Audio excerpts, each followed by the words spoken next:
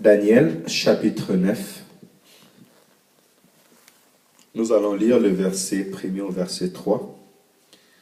Et nous allons aller directement du verset 15 au verset 23. Et c'est à la lumière de ces paroles que nous allons retourner dans la prière. Je lis la parole au nom de Jésus. La première année de Darius, fils d'Assyrus, de la race de Mède, lequel était devenu roi du royaume de Chaldéens. La première année de son règne, moi, Daniel, je vis par le livre qu'il devait s'écouler 70 ans pour les ruines de Jérusalem, d'après le nombre de l'année dont l'Éternel avait parlé à Jérémie, le prophète. J'ai tourné ma face vers le Seigneur Dieu, afin de courir à la prière et aux supplications, en gênant et en prenant les sacs et les cendres. Et puis, nous continuons. À la maison, on peut lire tous les versets et nous allons sauter. Nous allons commencer au verset 15 jusqu'au verset 23. Et maintenant, Seigneur, notre Dieu, toi qui as fait sortir ton peuple du pays d'Égypte par la main puissante et qui t'es fait un nom comme il l'est aujourd'hui, nous avons péché, nous avons commis l'iniquité. Seigneur, selon ta grande miséricorde, que ta colère et ta fureur se détournent de ta ville de Jérusalem, de ton montagne sainte. Car à cause de nos péchés et de l'iniquité de nos pères, Jérusalem et ton peuple sont en opprobre à tous ceux qui sont entourés. Maintenant donc, ô notre Dieu, écoute la prière et les supplications de ton serviteur, et pour l'amour du Seigneur, fais briller ta face sur ton sanctuaire dévasté. Verset 18 dit, mon Dieu, prête l'oreille et écoute, ouvre les yeux et regarde nos ruines, regarde la ville sur laquelle ton nom est invoqué. Car ce n'est pas à cause de notre justice que nous te... Car ce n'est pas à cause de notre justice que nous te présentons nos supplications, c'est à cause de tes grandes compassions.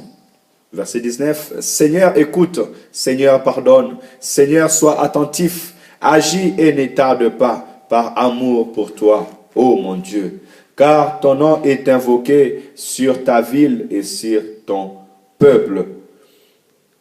Et la Bible 23 nous dit, je parlais encore, je priais, je confessais mon péché et les péchés de mon peuple d'Israël. Et je présentais mes supplications à l'Éternel, mon Dieu, en faveur de la sainte montagne de mon Dieu. Je parlais encore dans ma prière, je confessais, je reprends le verset 20, je parlais encore, je priais, je confessais mon péché et les péchés de mon peuple d'Israël. Et je présentais mes supplications à l'Éternel, mon Dieu, en faveur de la sainte montagne de mon Dieu. Je parlais encore dans ma prière quand l'homme Gabriel, que j'avais vu précédemment dans une vision, s'approcha de moi d'une vol rapide au moment de l'offrande du soir. Il m'instruisit et s'entretint avec moi. Il me dit, Daniel, je suis venu maintenant pour ouvrir ton intelligence. Lorsque tu as commencé à prier, la parole est sortie et je viens pour te l'annoncer. Car tu es un bien-aimé, sois attentif à la parole et comprends la vision. Parole du Seigneur. Amen. Gloire à Jésus. Le thème de ce soir, c'est la prière de supplication. Amen. Et je bénis l'Éternel parce que vraiment il nous a donné cette envie et l'Éternel a besoin que nous puissions tourner nos regards vers lui et pouvoir prier. Et nous allons recevoir ces exhortations juste pour quelques minutes et après nous retournerons dans la prière. La prière de supplication Nous savons bien, nos amis qui ont pris aussi les affermissements, que prier, c'est parler à Dieu. Et quand on parle de la prière des supplications, la supplication, c'est prier avec instance et soumission. Prier avec instance. Celui qui prie en instance, avec instance, c'est celui qui prie avec en attente d'un jugement final, parce que les instances, c'est le lieu où on fait un jugement final.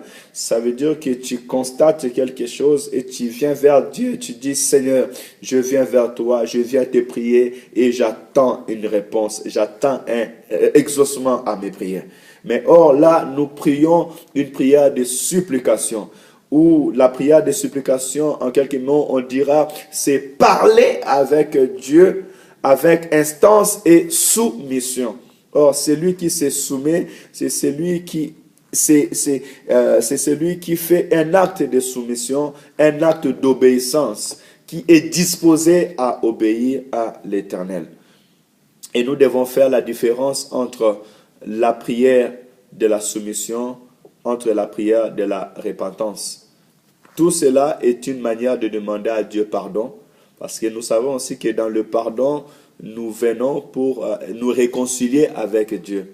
Celui qui vient demander à Dieu pardon, il vient se repentir devant Dieu. Il vient demander la repentance en lui-même et il vient rétablir sa communion avec Dieu. Or, la communion avec Dieu est rétablie quand un peuple est dans le péché, quand un peuple est loin de Dieu, quand il vient pour prier, il vient chercher la face de l'Éternel. La première des choses, il faut se repentir, demander à Dieu de te pardonner, de pardonner ta vie, de pardonner tes péchés. Et là, il y a la communion qui revient entre l'homme et Dieu. Or, ce soir, nous parlons de la prière de soumission, des supplications. Et dans la prière des supplications, cela englobe toutes choses. Ça dépasse même la prière qu'un homme peut faire personnellement. Parce que comme nous avons vu dans la Bible, que dans la prière de supplication, quand on vient se soumettre à Dieu, ça nous fait entrer même dans l'intercession. Dans la supplication, nous venons nous soumettre à Dieu, demander la faveur de Dieu. Et en ce moment, nous pouvons prier pour nos familles, nous pouvons prier pour l'Église, nous pouvons prier pour une nation et pour un peuple. Et nous voyons même dans la Bible nous dit, quand le Seigneur Jésus-Christ était monté sur la croix, dans le livre de Luc chapitre 23, verset 34, Jésus-Christ a dit, Père, pardonne-leur car ils ne savent pas ce qu'ils font. En l'instant où il était persécuté, où il était cloué, il avait prié. Il n'y avait pas seulement que le sang qui avait coulé, il n'y avait pas seulement les corps qui étaient châtiés, mais il y avait aussi une parole qui est sortie du haut du mont Golgotha en disant, Papa, pardonne-leur car ils ne savent pas ce qu'ils font. Seigneur Jésus-Christ a prié, il a intercédé pour nous. Voilà pourquoi j'ai voulu élever ce temps et ramener le peuple de Dieu. Là où nous avons lu dans le livre de Daniel, Daniel qui était pris dans la déportation. Il a quitté la déportation avec les enfants d'Israël qui ont été pris par le roi Nabuchodonosor. Or, dans Sériwana, Dieu avait déjà parlé dans le livre de Jérémie, dans la bouche du prophète Jérémie, qu'à cause du péché des enfants d'Israël, à cause de leur désobéissance, ils seront en déportation pendant 70 ans. Nous pouvons les lire dans le livre de Jérémie, chapitre 25, verset 9 à verset 12. Et il arrivait ce temps où Daniel, l'homme de Dieu, qui était dans ce temps, dans la déportation, il a fait un constat à lui-même. Daniel n'avait pas regardé la richesse qu'il avait, parce que Daniel, même s'il était esclave dans la déportation, il servait les rois. Il était à la table du roi. Il pouvait donner à manger et parler au roi. Il était au service du roi. Dieu l'avait levé jusqu'à la 3e personne dans le royaume où il était parti à Babylone. Mais, comme étant enfant de Dieu, appelé de Dieu, il avait toujours un cœur à la famille. Il avait toujours un cœur aux enfants d'Israël et à son peuple. Nous aussi, peuple de Dieu, aujourd'hui, même si Dieu t'a béni, même si Dieu a restauré ta vie, mais nous devons aussi penser pour nos familles, penser pour l'église de Dieu, penser pour nos pays. Mais si toi tu es bien, est-ce que ta famille est bien? Est-ce que tes frères sont bien? Est-ce que l'église de l'Éternel marche bien? Et Daniel, quand il a voulu regarder cela, il n'est pas allé loin. Beaucoup des hommes aujourd'hui, beaucoup des enfants de Dieu aujourd'hui, ils vivent sous la colère de l'Éternel, sans pour autant le savoir. Nous sortons peut-être de l'Afrique dans une famille où nos ancêtres ont pratiqué la magie, ont pratiqué la sorcellerie, même en Europe où les gens pratiquent la voyance, où les gens font de la magie, des protections, tous les actes qui n'honorent pas Dieu. Or, toutes ces choses attirent la colère de Dieu. Combien des enfants de Dieu écoutent la parole de Dieu mais n'obéissent pas à la parole de Dieu? La désobéissance à la parole de Dieu attire la colère de Dieu. Et il y a beaucoup de gens qui vivent sous la colère de Dieu sans pour autant en prendre compte ou en prendre conscience. Et même ceux qui écoutent, mais qui continuent à vivre dans la fornication, qui continuent à vivre dans la désobéissance, mais sans pour autant attirer attention, sans pour autant être éveillés. Voilà pourquoi aujourd'hui il y a beaucoup de pleurs. Voilà pourquoi aujourd'hui il y a beaucoup de mal. Des gens qui viennent à l'église pour prier, des gens qui viennent pour chercher la face de l'Éternel, mais en même temps aussi ils ont gardé ce que les ancêtres leur donnent. Ils ont gardé ce que leur père leur a donné. Ils ont gardé leurs traditions. Mais comment tu peux venir à l'Éternel, notre Dieu, en amenant aussi d'autres dieux et en ne cherchant pas à abandonner d'autres dieux? Quand nous venons à Dieu, nous devons tout abandonner. Quand nous venons à Dieu, nous devons vraiment nous disposer de tous nos cœurs. Et Daniel, l'homme de Dieu, qui a pris conscience de toutes ces choses, il a ouvert le livre de la loi. Pourquoi il a ouvert le livre de la parole de Dieu? C'est pour savoir comment était sa vie et par rapport à la vie de Dieu.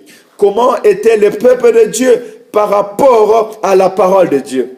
Notre Dieu nous a appelés à lui et il nous a libérés et il nous a donné la parole, afin que nous puissions vivre selon cette parole-là.